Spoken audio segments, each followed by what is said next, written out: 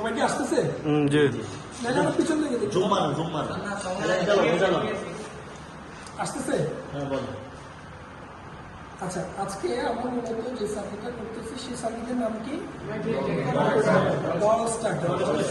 ওয়াল স্টার্টারের মাধ্যমে আমরা মূলত একটা মোটরকে সেফলি চালাইতে পারবো। যে কোনো কারণে যদি কারেন্ট চলে যায়, এটাকে আবার পুনরায় আসলে তুমি নিজে গিয়ে চালু না করা পর্যন্ত এটা কখনোই চালু হবে না। যেটা আমরা সাধারণত সচরাচর আমরা বাসা বাড়ি বা আমাদের নিজেদের ঘর বাড়িতে সাধারণত দেখি যে আমরা একবার সুইচ দিয়ে চলে যাই, একবার কারেন্ট যায়, আবার কারেন্ট আসলে আবার পুনরায় চলে। এতে করে আমাদের দেখা গেছে ওভার কারেন্টের কারণে মোটর জ্বলে যাওয়ার একটা সম্ভাবনা থাকে। ওই জ্বলে যাওয়ার প্রবণতা থেকে রক্ষা করার জন্য আমরা সাধারণত এই ডিওএল বা ডল স্টার্টারটা ব্যবহার করি। ঠিক আছে, আর আমরা ডল স্টার্টারটা ব্যবহার করার মূল উদ্দেশ্য হলো যে ওভার কারেন্ট থেকে মোটরকে সেভ করার জন্য বা জ্বলে যাওয়া পুড়ে যাওয়া থেকে সুরক্ষা দেওয়ার জন্য ডল স্টার্টারটা ব্যবহার করি। ঠিক আছে, এই হলো আমাদের মূল উদ্দেশ্য ডল স্টার্টারটা ব্যবহার করা। এবার আমরা আসি, প্রথমত আমরা এই লাইনটা দিয়ে আমাদের লাইনটা আসবে এই নামে যে একটা ম্যাগনেটিক কন্ডাক্টর। এটা হলো double pole MCB, double pole MCB. আরেক প্রান্ত দিয়ে আমাদের চলে যাবে over current relay, overload relay. Overload relay কত নাম্বার? 95 দিয়ে ইন হবে এবং 96 দিয়ে আউট হয়ে কোথায় আসবে?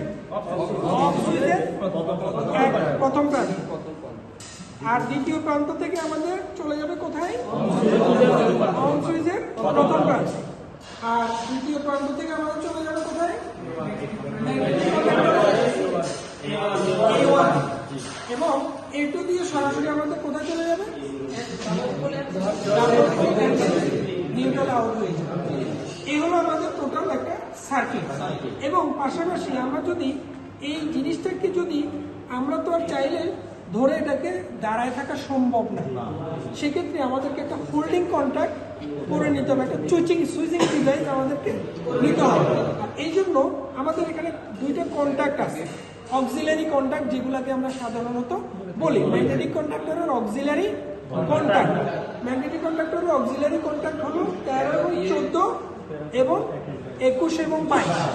13 এবং 14 হলো নর্মালি ওপেন কন্ট্যাক্ট, আর 21 এবং 22 হলো নর্মালি ক্লোজ কন্ট্যাক্ট।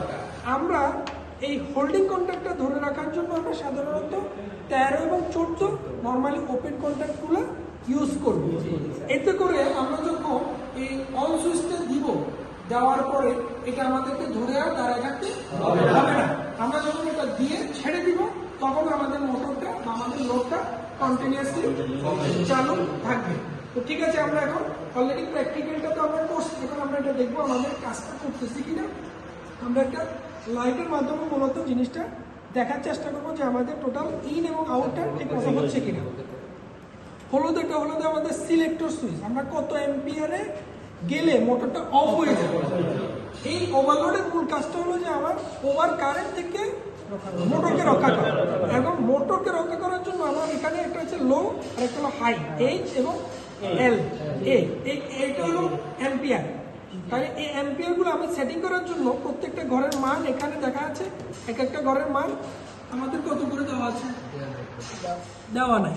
এই যে এখানে আমাদের সিলেক্টর সুইচ আছে, 15, 16, ঠিক আছে, এগুলো 18, 15, 18, 17 ঠিক আছে অ্যাম্পিয়ার। এখানে এই যে একটা অ্যারো দেওয়া আছে, অ্যারোটা হলো আমাদের সিলেক্টর নব, ঠিক আছে। আর এটা হলো আমাদের এটাকে বলে রিস্টার্ট করা।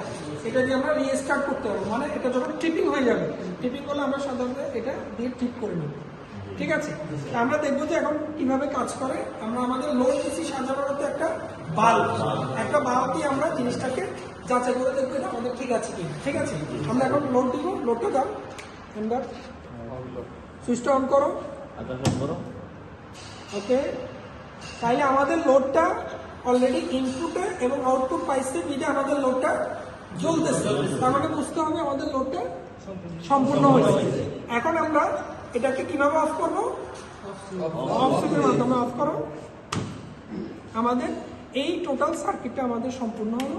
আর আমরা এই সার্কিটটাই মূলত বলি যে ডিউয়াল স্টার্টার বা ডাইরেক্ট অনলাইন স্টার্টার এই হলো আজকে ক্লাসে আমাদের মূল টপিক। আশা করি জিনিসটা সবার ভালো লাগছে এবং সবাইকে আশা করি বুঝতে পারছি। কারো কি এই ব্যাপারে কোনো প্রশ্ন আছে?